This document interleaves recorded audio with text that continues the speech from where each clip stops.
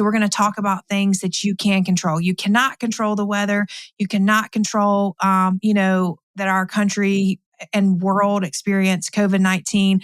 But what you can control is your preparation for these things. And that is what we are going to talk about today. Dr.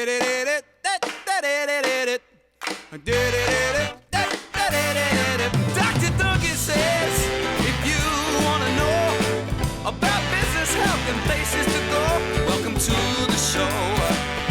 Yeah, welcome to the show. Hello, and welcome to Million Dollar Chiro, the podcast for chiropractic practice owners. I'm your host, Dr. Mary Frances Duncan, founder and CEO of Simply Southern Chiropractic Center in South Carolina. I'm a chiropractor by trade in an entrepreneur's body. I'm excited to guide you through this journey at the crossroads of chiropractic care and the art of successful practice management. If you haven't already, check out my website, milliondollarchiro.co, where you can access all of our previous podcasts, online courses, and gain more insight on one-on-one coaching with me. And don't forget to stay connected by following us on all social media platforms at Million Dollar Chiro. You can listen to Million Dollar Chiro, the podcast, on all popular streaming platforms like Spotify, Apple Podcasts, and YouTube. Ultimately, if you enjoy what you're hearing, please hit that subscribe button and leave us a glowing 5-star review. Reviews allow us to hear from our listeners and what interests you.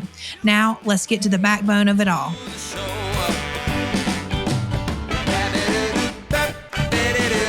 Welcome back to Million Dollar Chiro, the podcast for chiropractic practice owners for growth within their clinics. This is part 2 of a 2-part natural disaster and crisis series. And so I'm your host, Dr. Mary Frances Duncan, and I'm here with my executive assistant, Kelsey. Hello, everybody. I am happy to be back today. These are always so much fun. And today, while we're talking about a serious topic, it's always great just to kind of rehash after everything that's happened these last couple of weeks. So thank you for having me on today's episode, Dr. Duncan. I am looking forward to talk about this just because this is something we have both just recently lived through. So today is Dr. Duncan is going to give her best methods for handling the worst. While it is no fun to think about, it's critical because natural disaster and emergency crises are inevitable. So, Dr. Duncan, let's start off with talking about Simply Southern Chiropractic Center, your clinic. What have you dealt with after being open for almost a decade? What are some of the emergencies and natural disasters that you've been through? Yeah, so for all of our chiropractic practice owners that are listening to this podcast, I think this 2-part series is very important to listen to in its entirety. And the reason for this is because at some point in owning your clinic, you will experience a natural disaster, a crisis, a financial crisis. There will be something that happens that can potentially close your business. And so for us, we're talking about Hurricane Helene that we just experienced 2 or 3 weeks ago. But you will, even if you're not near the coast, if you are in the other parts of the country, you will have some sort of natural disaster or crisis that will affect you. Trust me on this one. So it's not if something's going to happen, it's when something's going to happen. So we're going to talk about things that you can control. You cannot control the weather. You cannot control, that our country and world experience COVID-19. But what you can control is your preparation for these things. And that is what we are going to talk about today. Wonderful. So, Dr. Duncan, I was just looking through our notes here. We have a couple of mentions. And so just talk us through what you guys have dealt with in your clinic. Sure. So in the last, decade, we have dealt with snow and ice storms that have shut our office down. We have dealt with being severely short-staffed before. That's almost shut our offices down. Flooding. We have dealt with like the rest of us, COVID-19, that shut a lot of chiropractic practices down across the country. This has been a rough year for 2024. We dealt with Change Healthcare, the cyber attack. So that Change Healthcare was the clearinghouse that we used to send our insurance claims, and we did not get paid from insurance companies for almost or over 5 months, which was a lot of money this year. And then most recently was Hurricane Helene about 2 or 3 weeks ago. So After years of business, you've been doing this for a decade, and like you have said, this is inevitable. I mean, you just listed off so many different things that are because of one thing or because of another that you could not control. So I feel like emergencies are inevitable, and you've said that. So talk us through some advice that you have with dealing with unexpected emergencies and crises like these. Yeah, so I think there is value in preparing. So for any sort of situation, control the controllable. So you can control how you prepare for a disaster. So as long as you put in the work and you think through things and you prepare, once a situation happens or a disaster strikes, that you just have to let the chips fall as they may. You have no control over that whatsoever. But we're going to talk about, the things we do have control over, which is preparation. So today I'm going to sort of separate these into natural disasters and weather related events. And then the other is going to be financial related events, and which can also include like staffing shortages. So to start off with, something that we experience on a regular basis, we're here in Greenville, South Carolina. And so about one day a year, sometimes 2 days a year, we get a snowfall or an ice storm. And when I say snowfall, I mean we get a dusting on the ground. But this area is not equipped for ice and snow. So if there's any mention of snow at all, everything shuts down. So schools closed, people raid the grocery store. Everyone likes to make their milk and bread sandwiches. So the milk and the bread get taken from the grocery store. People are buying generators. The home improvement stores sell out of Epsom salt for parking lots, sidewalks, and driveways. And so this is something that happens about once a year. Some like the last 2 years, I don't think we got a snow at all. But then when I was in college, I went to Furman University that's here in Greenville. I remember we were out for a whole week. We had snow and ice. That was a bad ice storm.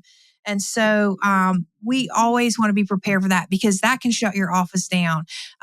Because power, if we have ice storm, power lines go down and then people lose power.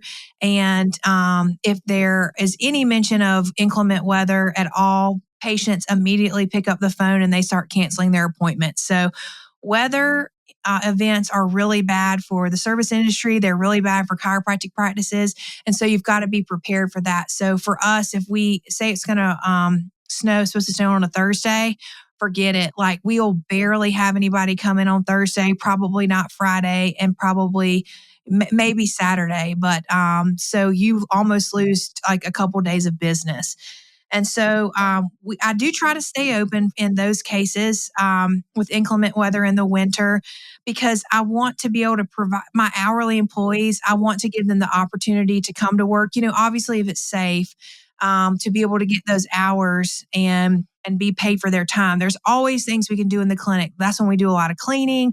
That's when we go through old files. That is when we can just really go through the office and do some improvements. I usually offer to go pick up my staff if they want to come in and they're scared to drive. We always try to get them to the office if we can, especially if we have power. If we don't have power, that's a different story.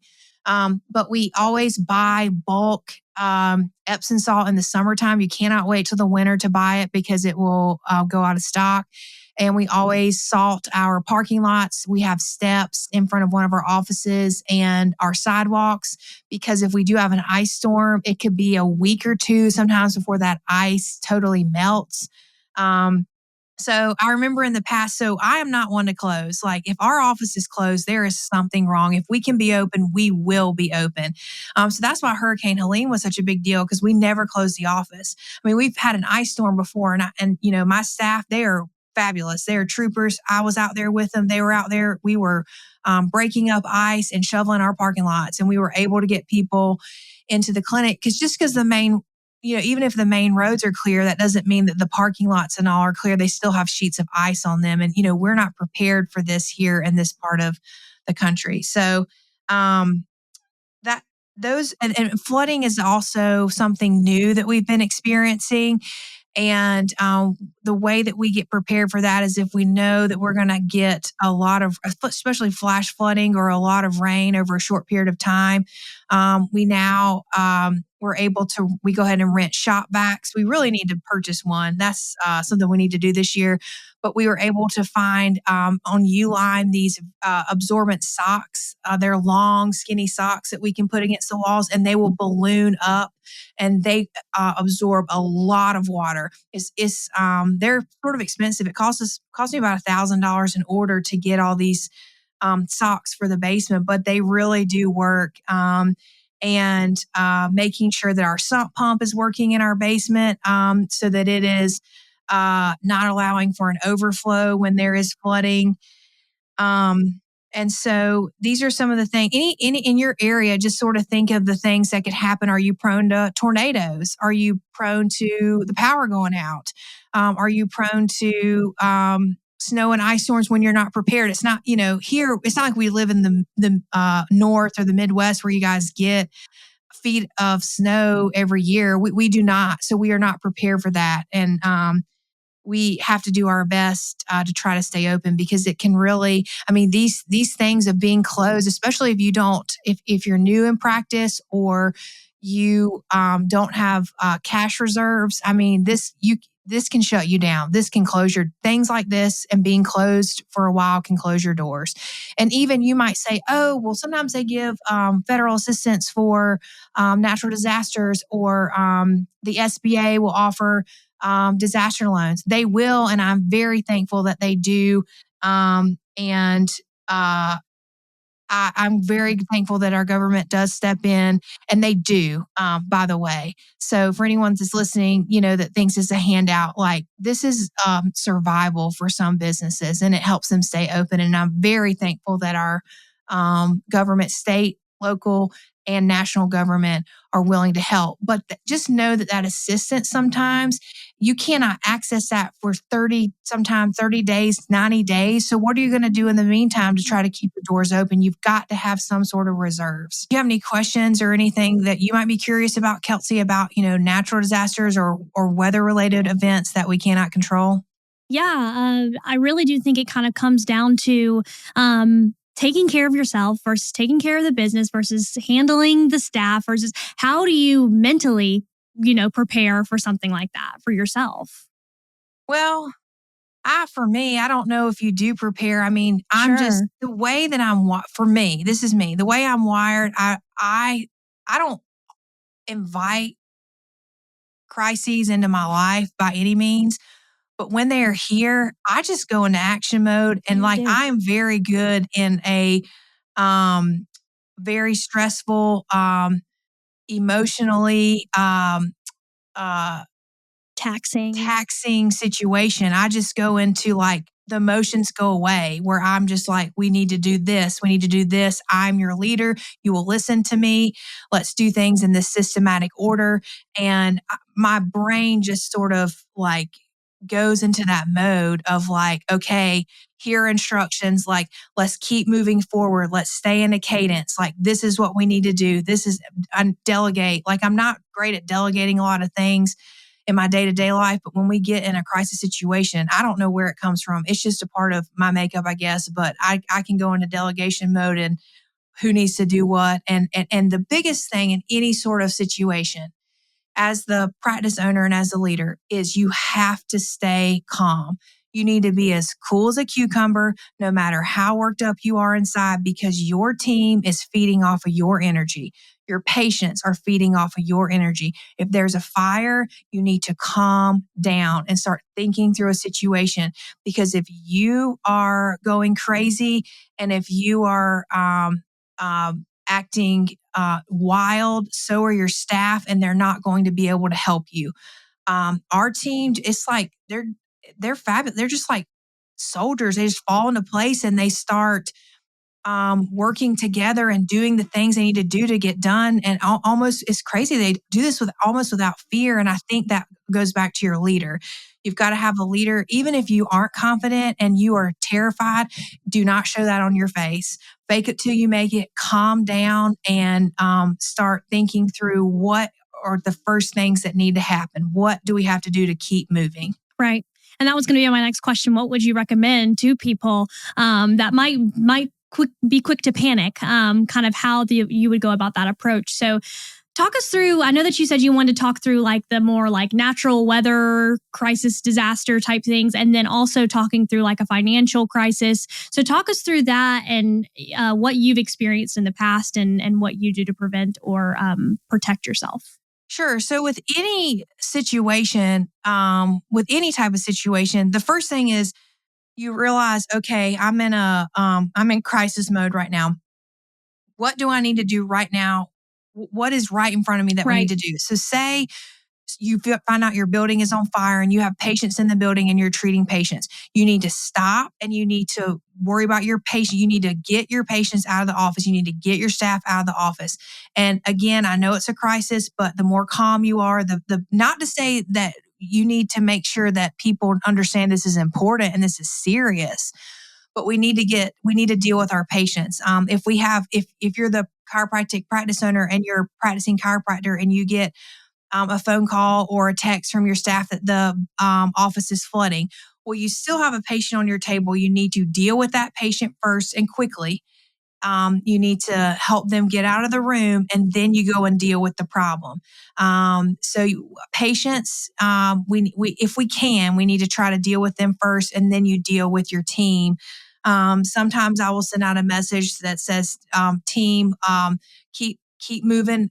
If it's not, like a fire or a life or death situation, I'll tell our team, keep moving forward, business as usual, keep moving forward, keep doing what you're doing so that they understand, okay, we're going to keep moving, especially if it's something like, say we have flooding in our office, but we are treating patients upstairs. Well, those patients don't know that it's flooding downstairs. So keep moving, keep going. If the internet goes out, the patients don't need to know that. Keep moving, keep treating, keep going, just stay calm. And if you keep in a forward motion, a lot of times you can get things fixed and situated where, patients didn't know any different, and it's still business as usual. Want more information from Dr. Duncan and Million Dollar Chiro? Check out Dr. Duncan's online course, Owning a Chiropractic Practice, Things Chiropractic Schools and Management Groups Do Not Teach You, for more information. So the next sort of disaster I want to talk about are financial related disasters. So this is whenever you have a big break or pause in your daily collections. So COVID-19 was a huge one for everybody that's probably listening, unless you were in school at the time. We've had seasons where we were short staffed. Either I had to let people go, or we had a ton of people sick at the same time. Like that COVID was one example. We had one right before Hurricane Helene. I think we had 4 or 5 staff members out, like key staff members out. That was rough. And you've got to be prepared for these. You really need to have a backup cash supply, so emergency fund, or you need to have a line of credit or some lever that you can pull in an emergency where it's like, okay, I'm going to pull this. This is dire. We need help. Let me get some resources. You need to have those resources. Make sure your credit cards aren't maxed out. Make sure your line of credit is not maxed out. You need to have some extra cash. Things are going to happen, and this can make or break you. And you've worked all your life to get where you are. You've worked so hard in school to get your degree. You've put your life on the line, your family on the line, your home on the line. You put other things up for collateral to start your business. Don't lose it because you didn't prepare for an emergency, because this will happen. And if you're sitting here listening and you have maxed out all of your financial resources, then let's just start today. Like, this is very important. Like this, I know that there's other things we want to purchase or we want to really work on paying down debt, but we've got to have cash. Cash is king. And so I can think back to, COVID-19. So we were thankfully in South Carolina, we were deemed an essential business. So we were able to stay open, which I know, all of you that are listening in other states, some of you had to close, and that's devastating. And so and I know that we had the PPP loans at that time, but it took time to get that money. And if you were able to stay open, you probably had a reduced patient volume, and it was hard for some clinics to make it, and a lot of clinics went under and were not able to stay afloat. So keep those cash reserves. And, you know, if you're severely short staffed, sometimes it's just luck of the draw. You cannot help it. Sometimes if you're so short staffed, especially if it's a doctor, you have to cancel patients on the schedule because you can't handle the volume coming in. Or if you're a one chiropractor office, if you're sick or something happens to you, you're up a creek. Like, you've got to still be able to pay your bills, even if you Right. don't have patients coming in where you're collecting funds. Absolutely. So, any other things when it comes to financially planning that you would recommend, or do you feel like you kind of covered everything? I just think it's very important. I mean, the best option is to have cash reserves. If Mhm. not, you need to have a line of credit that you can access quickly. You need to, even for example, you can pull out a HELOC on your house where, I don't suggest using that money unless it's dire, but having that open so that you can use that. Just and you've just got to and I would have like even cash on hand. Yeah, I even, at home and stuff, I would keep some cash too, because for example, with Hurricane Helene, a lot of places to get food for several days, you couldn't use a card. We had to pay cash. And the ATMs weren't working. So like if you didn't have cash, you were in a mess. Mhm. And same thing, like, thank goodness I never had to let any of my staff or team members go during COVID. That was my number one goal, was to not let anyone go, especially when our revenue was cut in half and our patient volume was cut in half. But I was prepared. I'll tell you this. I went ahead and I think I got either $500 or $1,000 for each. I took out that much money for almost all of our employees in case I did have to let them go. If we didn't have any patients coming in for weeks on end, like a lot of businesses before, assistance came along, people had to let people go. So I went ahead and took out that cash because that way, if I did have to let someone go and it was unfortunate, at least I could give them some money and some cash to sort of survive, hopefully for a little while. So I went ahead and did that. I don't ever want to have to do that again. That was Oh, scary. that sounds spooky. But we didn't know, especially when you can't go to work, we didn't know what was going to happen. So just having that on hand will give you peace of mind. It'll help you sleep at night. And if you are in a situation or a place where you have extra cash reserves right now, just make that a priority. Like, just knowing that you have, even if it's a little bit, if you put away $250, $500 a week, just put it in an account. Don't touch it. Act like you don't have it, and you will rest better. If you are having financial issues, which at some point everyone will and will go through it, it affects everything about you. You can't sleep. Your stomach's upset. You have nausea. Um, you know, uh, like diarrhea on a regular basis. I mean, because your emotional and mental state becomes physical. And so I'm telling everyone that's listening, if you can put some money away, it'll give you peace of mind. Even if if we're not dealing with a natural disaster.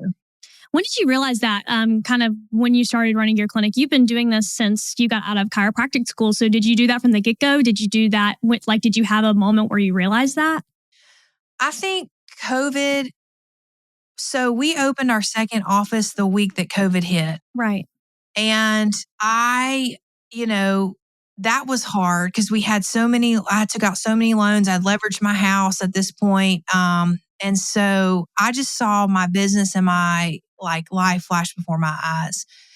And I thought, how am I going to pay all this back? And then I really realized it is so important to have cash reserves. It is just, yes, we all know that when you make money, we need to put money back into the business to help it grow. I understand that. But do not put everything that you make straight back into marketing or spending that, even if it is using it for your business. Your business needs a savings account, just like in your personal life, you need a savings account because you want to be able to keep your clinic open. If you can't keep your clinic open, you can't help the people in your community. And remember, guys, if you're employing staff members, you are responsible for them providing for their families. They rely on you for a job so that they can pay their bills and that they can eat and they can live a comfortable life, you are responsible for that. And whether you want to be responsible for that or not, you are. That is something, that's a part of your job. That's a part of being a leader. And you not only have to by looking out for your business, you are looking out not only for yourself, but for the people that work for you. And I think that a lot of times business owners don't, realize that it is a heavy weight and you're carrying it, and you want to be able to provide jobs for people, and you're not only help your community through chiropractic care, but making sure that you're providing jobs for the people that work for you. And that sometimes means having access to capital and, extra funds. So things you can do in preparation, make sure your credit score is decent.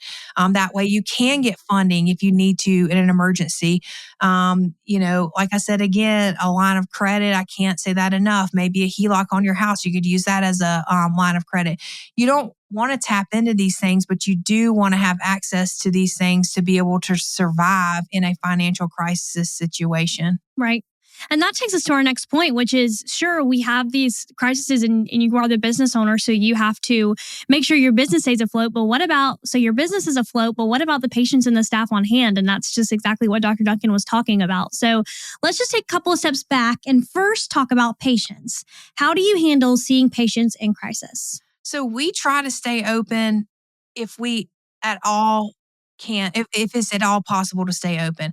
And there's several reasons for this. Number one is we want to create a sense of normalcy for our patients and for our staff members. We want to provide them hours so that they can get paid, that they can stay in a routine. For our patients, they need chiropractic care. We want to keep them on their treatment schedules and treatment plans.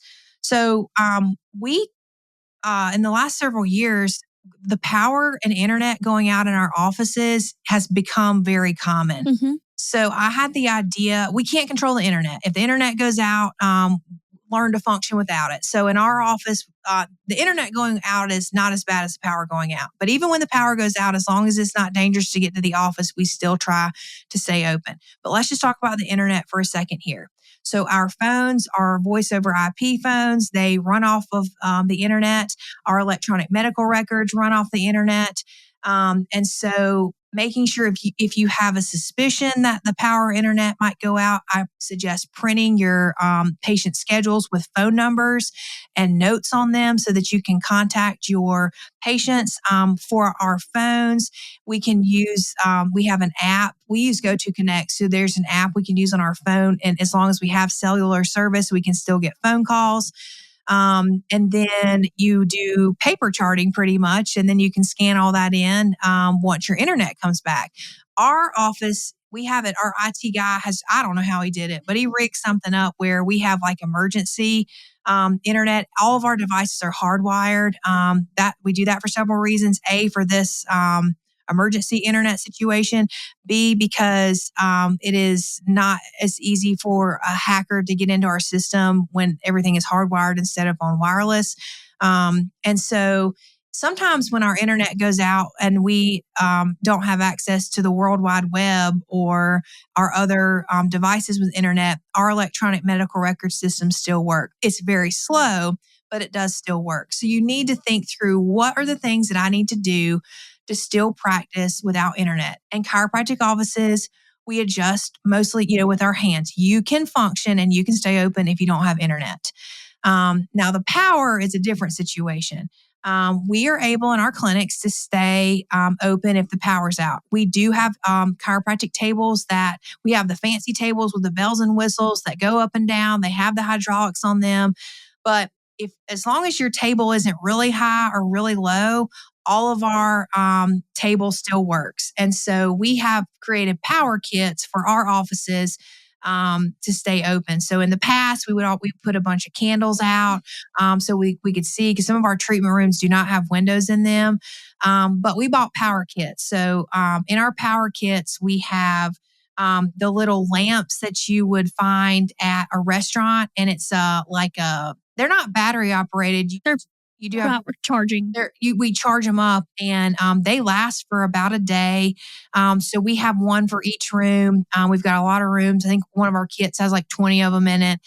We have flashlights. We have portable speakers. So when the power's off, or if the internet's off in our office, we can't run our Sonos system and it gets really quiet and it's sort of eerie. You can hear a lot of things. So we hook up Spotify on our phone to the portable speakers, and that helps give some noise and create some cheer.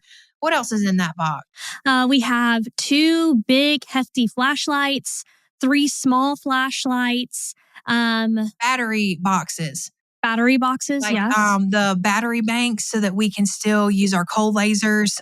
We could use, I think we can run a stem machine on. I mean, these are pretty hefty power boxes. We have portable stem units that run off of batteries in one of our offices. We can do that. We have candles, the like matches, and we charge these boxes about every 2 months. So we pull everything out and we charge everything so that we're ready. And we have this on a calendar schedule to charge our boxes. But that allows us to function, until the power comes back on. Right. You can still treat, especially if you have a bench. You can treat, you can adjust. Now you just have to go back to paper charting. And then you'll just scan all that in to your electronic medical record system when your power and internet comes back up. But you can, people did this for years. You can still function.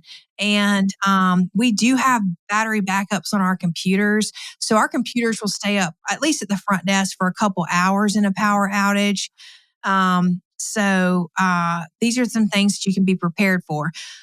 One of the things I am thinking about, and this is going to be expensive, is getting a full office like generator.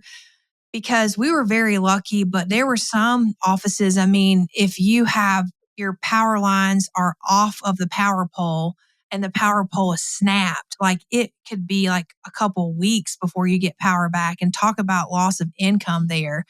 You could still do, I guess, your job, but man, it would be hard. And then you have to think about, I think patients will put up with that for a little bit, but they're not going to put up with it for a long time. So we just want to make sure that we're prepared. Their internet hotspots. This is something new that I learned, that you can buy hotspots like from Verizon. I didn't know that you can buy this like beyond just your phone. So that is something we may look into. Every time a disaster happens, we learn something new. Right. For us, for this Hurricane Helene, there's some trees I want to get cut down. If you have large trees around your building, just get rid of them. It's not even worth them falling on your building. No. If you're renting, talk to your landlord about it. It may be their responsibility, but they will probably want to protect their building too. Get rid of this stuff that's really close to your building. I know they might be beautiful and pretty. It is not worth not being able to open and not being able to collect revenue. Absolutely. So we covered patients and just talking about, how that could impact them. That's a good point of saying, they can only take so much too. So making sure there's some normalcy. And that's something that I really loved with our most recent natural disaster is I was able to come in on Saturday and just feel like lights on my face and just like air conditioning and have a moment just to feel kind of normal for a second. So normalcy and routine is so important. And that's really valuable to find in an employer. So I know that the staff here really appreciate that. So with that being said, what about your team? How do you handle these guys? I know we've talked a little bit about staying calm, approaching them the best way we know how, but how do you handle your team in natural disaster? And what would you recommend to other clinic owners? Yes. Well, I had a thought. I never realized how much I appreciated a hot plate of food and ice. No kidding. I like ice in my drink. Yes. I was like counting down ice. That's all I wanted was just ice and some water. So, yeah. So, talking about staff, we do want to try to stay open, so that we can give them hours so that they can get paid. It is a balancing act though, because having staff come in for days on end when you don't have patients, you're going to run up your payroll. Mm-hmm.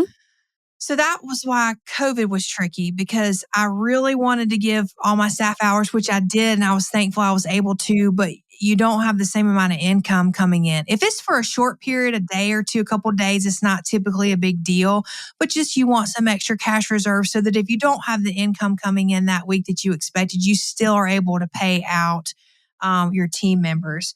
But being open does create a sense of normalcy. It keeps our team in a routine. And I think that is very important. Absolutely.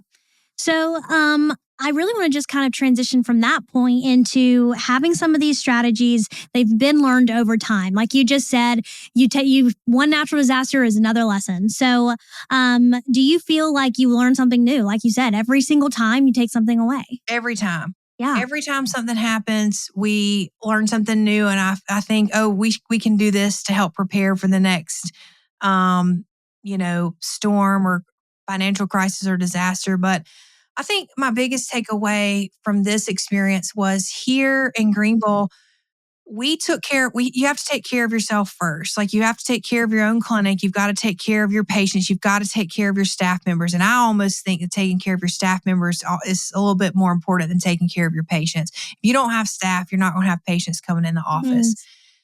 You got to take care of yourself. It's like when you're in an airplane and there's something wrong, you've got to put your oxygen mask on first before you can help other people. We cannot help others if we are not doing okay ourselves.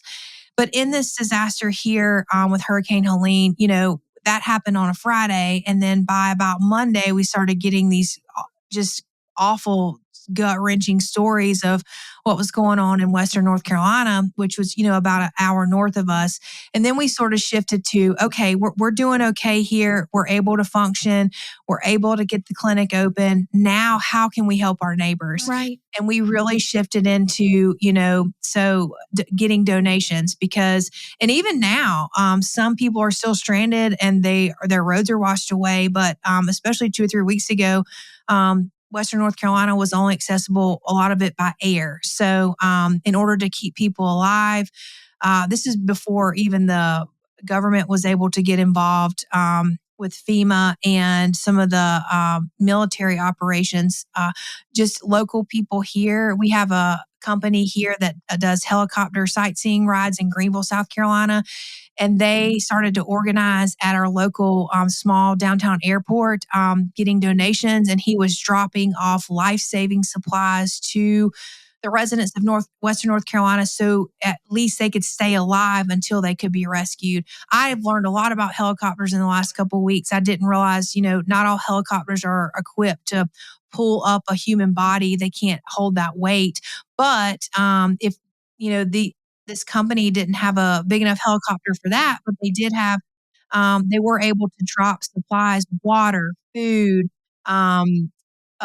baby formula, dog food, cat food, diapers, women's sanitary supplies, tampons, pads, anything like that. People were using their shirts and all for this. But he was able to drop these supplies. And so we organized at our office. We were a donation drop-off site, and we were able to collect tons of supplies. We sort of every day paid attention to what they needed.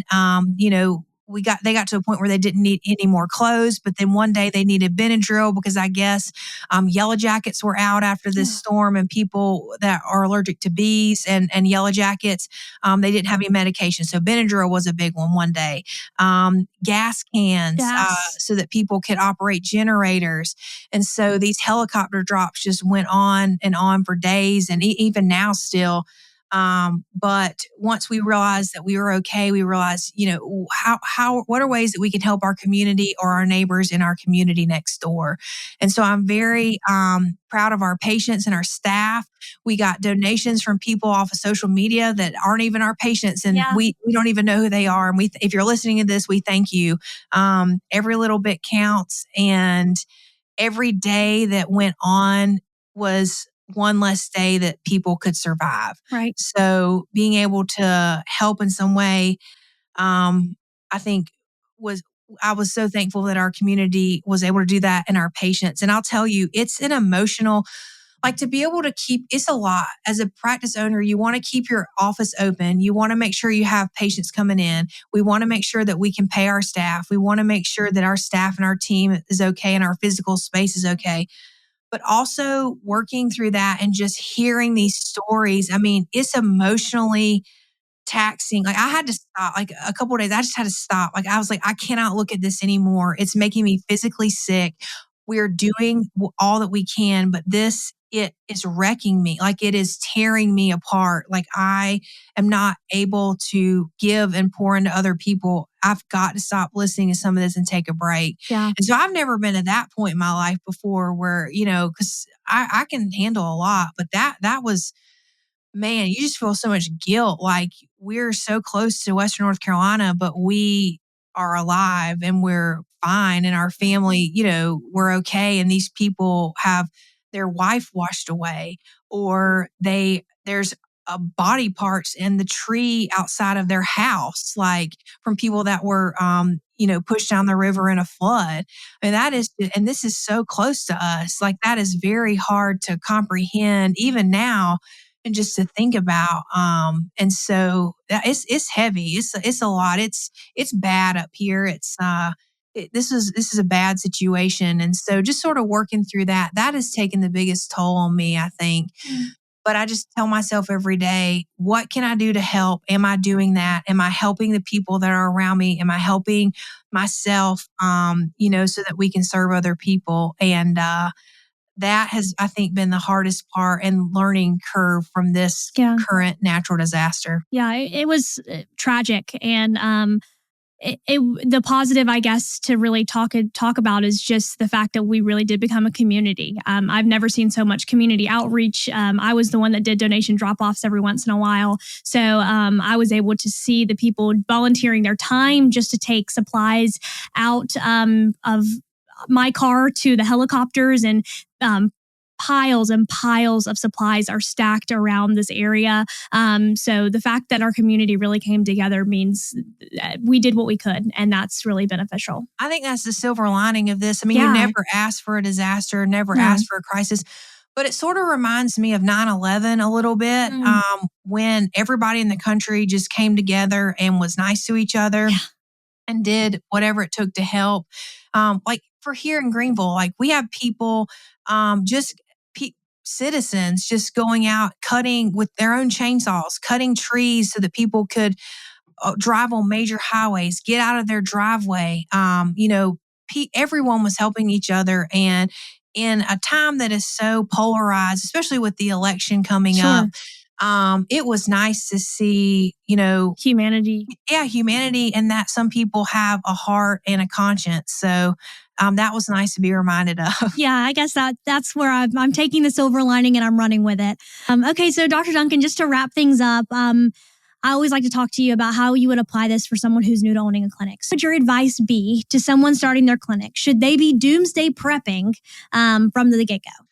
Yeah, so you should just know that you're going to experience a disaster. You will. It's not if it's going to happen, it's when it's going to happen. And some things are learned by experience. I've got 10 years under my belt, so I've learned a lot, but there's a whole lot more that I have not experienced, and I know that. So every time you experience something, you take it as a lesson and you learn something from it. And you just remember, you control the controllables. You can control how you prepare for a disaster. You cannot control the actual disaster. So do the things that you can control. And the biggest thing is, yes, get supplies and, prep your team, but I can't say enough, have some cash reserves or some levers that you can pull. If you need to access a line of credit or some sort of capital, that will help you survive. Right. Well, that is all for this episode today, and that is the end of this 2-part series on how to handle natural disaster and our current experience with Hurricane Helene. We said this in the last episode. I'll say it again. If you do have any availability in your resources to help out the people in Western North Carolina, we're still advocating for that until they can find some sort of normalcy, which is just going to be a whole new change of life for them. So please keep them in the loop, keep them in your thoughts and prayers, and we will see you guys next week with our next episode. And that's a wrap on another episode of Million Dollar Chiro, the podcast. I hope you enjoyed diving into the world where chiropractic care meets successful practice management. I'm Dr. Mary Frances Duncan, your host. Remember, you can find all of our previous episodes, online courses, and details about personalized coaching with me on our website, milliondollarchiro.co. Stay connected with us on social media at Million Dollar Chiro to stay updated on all things chiropractic and chiropractic practice management. If you found value in today's episode, don't forget to subscribe to Million Dollar Chiro, the podcast, on your favorite streaming platforms and leave us a 5-star review. Reviews help us grow and continue delivering content tailored to your interest. Thank you for tuning in. Until next time, keep aligning your goals with your actions, and let's continue building $1 million chiropractic clinics together. This is Dr. Duncan, and I'm signing off.